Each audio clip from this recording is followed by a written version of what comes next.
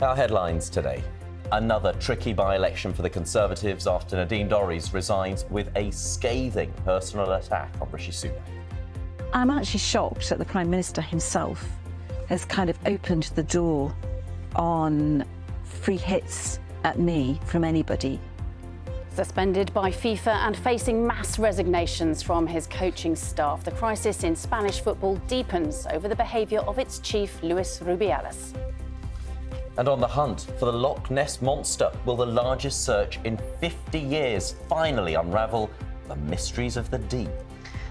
Good morning in sport. This is not how England would have wanted to go into the Rugby World Cup. They lose to Fiji for the first time in their final warm-up match and head to France with 5 defeats from the last 6 games. John Lewis and Waitrose are the latest to join supermarkets in cutting the price of their period pants. The retailer says it will reduce the price of some period underwear by 20% in its stores from next week. Britain's oldest man has turned 111 years old. His secret to a long and happy life, he says, moderation in all things. John Tinniswood, who was born in 1912, was presented with a birthday card from the King and Queen and gave this advice during his celebrations. There's one word which helps towards it, I think, and that is moderation in all things. Whether you're eating, whether you're reading, whether you're out walking, never overtax your system. Happy birthday to John, 111 years old. I know, incredible. Happy birthday to him. And You may have crossed the growing trend of dog cafes, which are popping up all over the UK. yes, 2-legged or 4, they allow dogs and owners to dine equally, pulling up a seat at the same table. Now, it can be seen for miles from Oxfordshire, but every year the historic White Horse on the Hill needs a revamp. Volunteers are being asked to roll up their sleeves and join the annual clean-up this weekend before re-chalking can commence to keep it fresh and white. Re-chalking. Re-chalking. Yeah. Learned something new. Didn't know that was a process. Didn't know that was the thing. Yeah. Absolutely. Should we have a look at the papers Yes. today? We'll start with the Telegraph. The Sunday Telegraph leads on an interview with the Shadow Chancellor, Rachel Reeves. She says Labour will not introduce any wealth tax if it wins the next election, in what the paper calls a bold bid for support from businesses and wealthier households. The Mail on Sunday says it's seen documents outlining plans by the London Mayor Sadiq Khan to introduce a new pay per mile road tax for the capital. Says the plans would use the same cameras as those used to police the ultra-low emission zone. The front page also features the resignation of Nadine Dorries.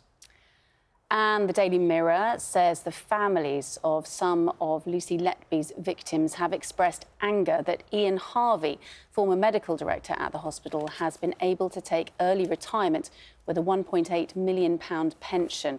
The paper also has a story about Philip Schofield in it, which reports that he's about to take on a new TV role.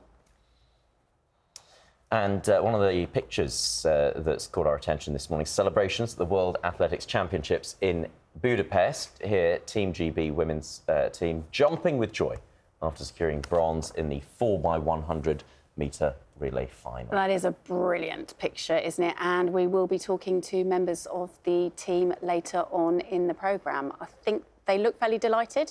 They look delighted, and rightly so. Yeah, it came, third behind the US and Jamaica, but no Dina Asher-Smith in the team. No, and one of a couple of medals, I think, Ben Pattinson winning the 800-metre bronze as well,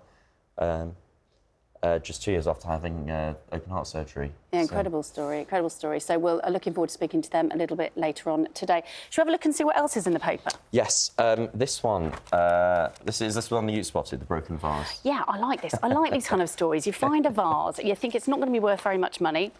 Turns out they thought it was going to be auctioned for £80 and it went under the hammer for £49,500, but was completely smashed up and glued back together. But if you read to the end of the story, this is in the Sunday Mirror, it says in 2010, a similar antique vase found in a London house clearance was auctioned for a cool £43 million. Extraordinary, isn't it? Yeah. But I suppose the thing with that, it's when it's been broken and put back together, it has been recreated as a new piece of art in some ways. Yeah. So, yeah. I'm not sure I'd pay that much money for one, no. This one's caught my attention. Your wines, and we all know you chill white and rosé, red, you drink at room temperature. Not anymore. Apparently, red wine from the fridge is now cool. Just for 30 minutes. Chill the red for 30 minutes. The outside of the bottle should be cool to touch, and the wine ever so slightly chilled. Well, I think we need to experiment and just work out whether it does taste optimum. Put it to the test. Put it to the test. Yeah. Yeah, OK.